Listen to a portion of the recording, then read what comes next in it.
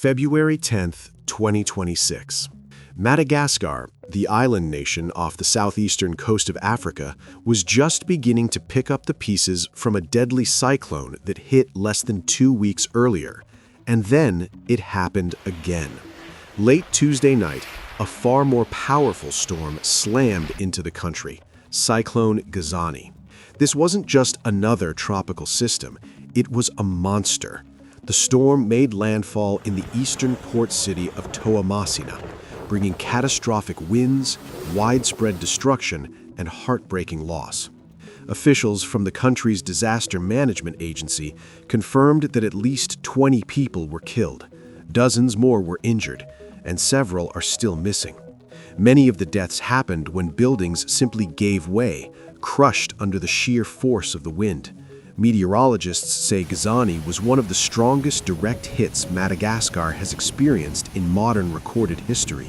Sustained winds were clocked at nearly 115 miles per hour, and wind gusts, they reached an astonishing 168 miles per hour. To put that into perspective, that's the kind of power capable of ripping metal roofs clean off homes, uprooting full-grown trees, snapping power lines like twigs. Entire neighborhoods were left without electricity. Streets were blocked with debris. Homes were reduced to rubble. Weather experts compared Gezani's strength to Cyclone Gezani, the devastating storm that struck Madagascar back in 1994 and claimed more than 200 lives. For a country already recovering from one disaster, this second blow has been overwhelming. Families who had just started rebuilding now face starting over again. And as rescue crews continue searching for the missing, the full scale of the damage is still coming into focus. One thing is certain: Madagascar has endured yet another powerful reminder of nature's force, and the long road to recovery has only just begun. In Toamasina, a city of nearly 300,000 people, everyday life completely stopped. This is where the storm hit the hardest. Photos and videos shared online paint a grim picture. Streets buried under fallen power poles, pieces of metal roofing twisted and scattered across neighborhoods, debris covering entire blocks. Large sections of the city were left in total darkness after the power grid collapsed. Officials confirmed that most of the reported deaths and injuries happened right here, and the situation is much bigger than just physical damage. The United Nations Office for the Coordination of Humanitarian Affairs warned that Cyclone Gezani has made an already fragile crisis even worse. This storm didn't just tear through homes, it damaged the systems people depend on to survive. Early reports show that more than 18,000 homes were either flooded or completely destroyed.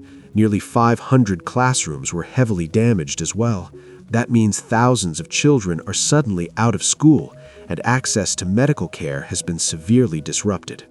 In a country where resources are already limited, that kind of damage can ripple for months, even years. The economic impact is also devastating. Agriculture is the backbone of Madagascar's economy, and entire rice fields, critical to feeding families and supporting livelihoods, are now underwater. Crops have been wiped out. Floodwaters have also contaminated drinking water sources. That raises serious concerns about outbreaks of waterborne diseases. For communities already living in poverty, many without storm-resistant housing, the destruction is even more severe. When homes aren't built to withstand extreme weather, the risk of injury and death rises dramatically. And once the winds die down, the real struggle begins. Rebuilding, finding clean water, restoring schools, restarting local economies.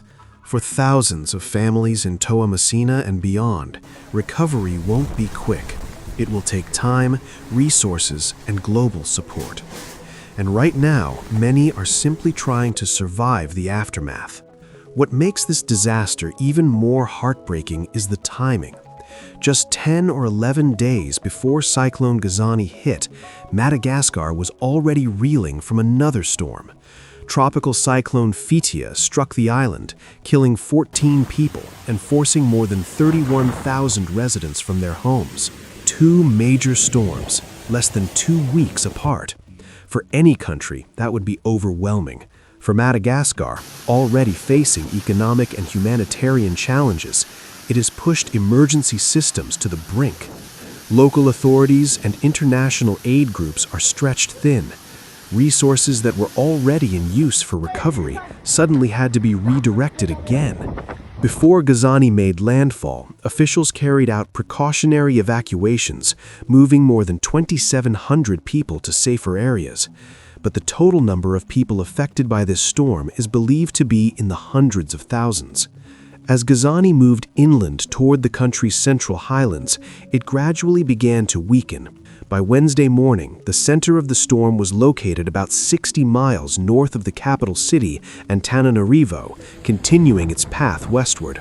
Wind speeds dropped, and the system was downgraded to a moderate tropical storm. But officials are making one thing very clear: the danger is not over. A red alert remains in effect across large portions of the island.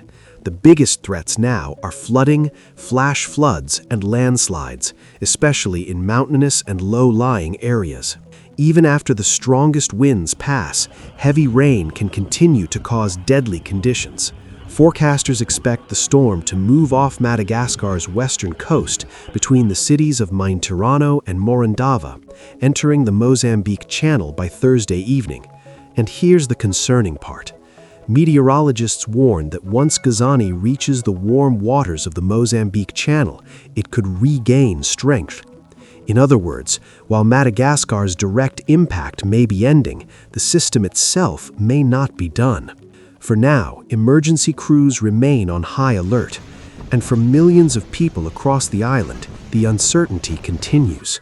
According to the Regional Specialized Meteorological Center in La Réunion, the system could strengthen again once it moves over open water. Forecasters say it has the potential to redevelop into a cyclone in the Mozambique Channel. If that happens, southern Mozambique, especially in Inhambane province, could be at risk starting Friday night. Mozambique is already dealing with severe flooding that began earlier this year. Now, residents there are being urged to stay alert, follow official weather updates, and prepare for a possible landfall. Emergency officials are closely monitoring the storm's path.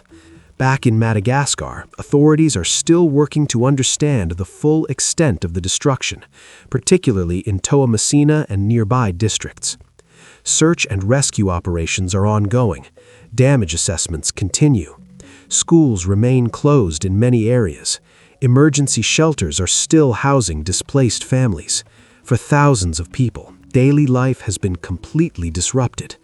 Recovery will take time, and for some communities, rebuilding may take months or longer. We will continue to provide clear, fact-based coverage of major natural disasters around the world as new information becomes available. Stay informed, stay prepared, and stay safe.